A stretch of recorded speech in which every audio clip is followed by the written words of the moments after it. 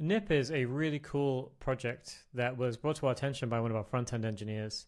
And effectively what it does is it goes through your project, finds unused dependencies, exports some files, and cleans up your code base. At Ona, we run a huge monorepo. And the more we can clean it up, the tighter the context window will stay for the agent. So we found it's really important to make sure that we try and keep it as clean as possible, as to not waste tokens effectively.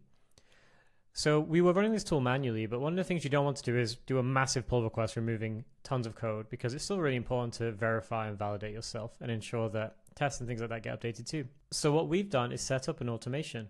And what effectively this does is it runs the shell script of setting up Knip and running it. And then we give it some information about what Knip is and how to use it. It then creates a pull request and enables automerge.pr.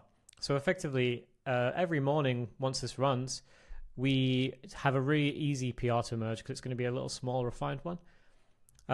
And as soon as someone approves it, it'll just merge straight away.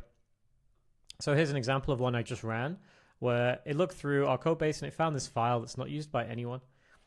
We then go ahead and it's ready to merge. It just needs an approval. So as soon as it's approved by someone else in our team, it'll approve it.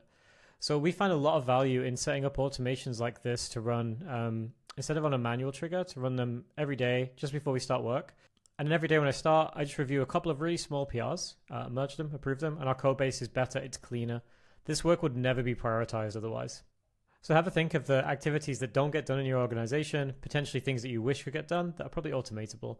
Automations can probably do that for you. Make your code base cleaner, make your test coverage higher, maybe do some other tidying up. Migrating from JavaScript to TypeScript incrementally is another good use case I've seen users for. Really curious to see what use cases you can come up with.